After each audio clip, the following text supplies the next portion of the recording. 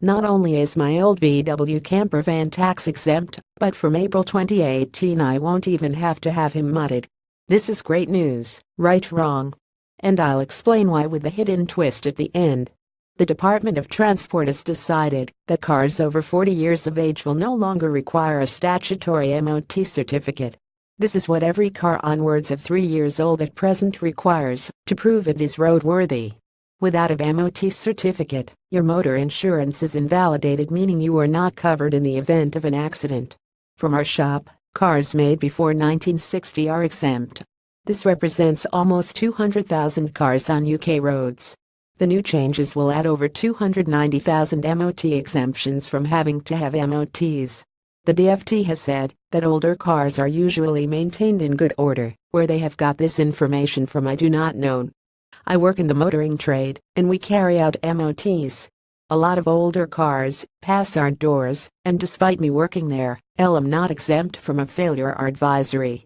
Indeed, my fleet of 2 old Volkswagens and 2 old Fiats, all but the Golf, have advisory warnings on their MOTs. All are kept in pretty good order. Both Fiats failed their 2017 MOTs. Can you see where this is going? I work in the motoring trade, and we carry out MOTs. A lot of older cars pass our doors, and despite me working there, I am not exempt from a failure or advisory. Indeed, my fleet of 2 old Volkswagens and 2 old Fiats, all but the Golf, have advisory warnings on their MOTs. All are kept in pretty good order. Both Fiats failed their 2017 MOTs. Can you see where this is going? Admittedly, only the camper will be exempt, but my 4 won't for nothing. I have a bank account set up for any running repairs that they need, but this still doesn't stop them failing. I like to think that I take great care of them. The truth is I don't. And this stands true for the older cars we get in for MOT. A classic example was an old VW bus that came in all shiny paint and recently restored. It failed of inadequate welding repairs to the chassis. I'm sure my friend whose bus came to us last year also failed on inadequate welding repairs. Here lies a problem with older cars. They rust. Now any idiot can pick up a welder and have a go. It's harder than it looks. I've tried and failed. I tried again and made a metal man from scrap for the garden, but in no way is my welding to be relied upon for meeting MOT standards. And then we have the other problems associated with the older car and its inadequate use. Things seize up.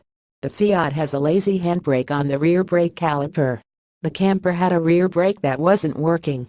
Without my MOT I wouldn't have known this. This, remember, is coming from someone who looks after their cars. There is just too much to go wrong.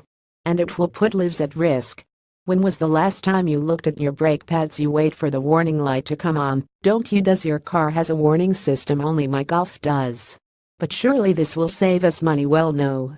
Okay, I don't pay for my MOTs. It's a perk of my job and saves me £216 a year, or £54 a car, but I'd rather pay that just for peace of mind. And here comes the catch. The DFT has said the option for owners to take their vehicles for a voluntary MOT test will remain. They will still, like all vehicle owners, need to ensure that they meet the legal requirement of keeping their vehicle in a roadworthy condition at all time.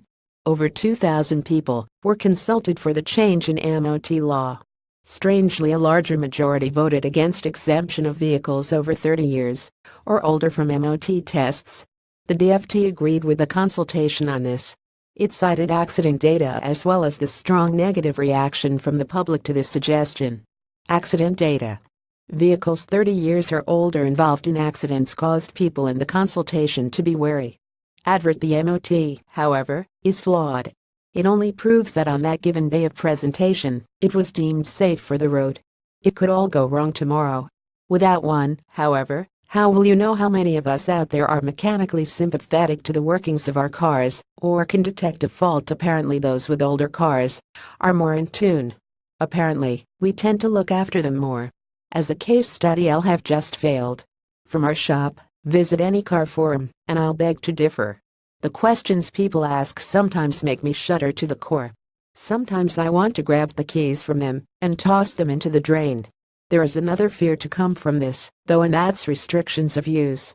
I was deep in discussion with a friend in the trade, and he spoke at length that soon there will be restrictions for use of older cars. I couldn't disagree. Mark my words, they will come.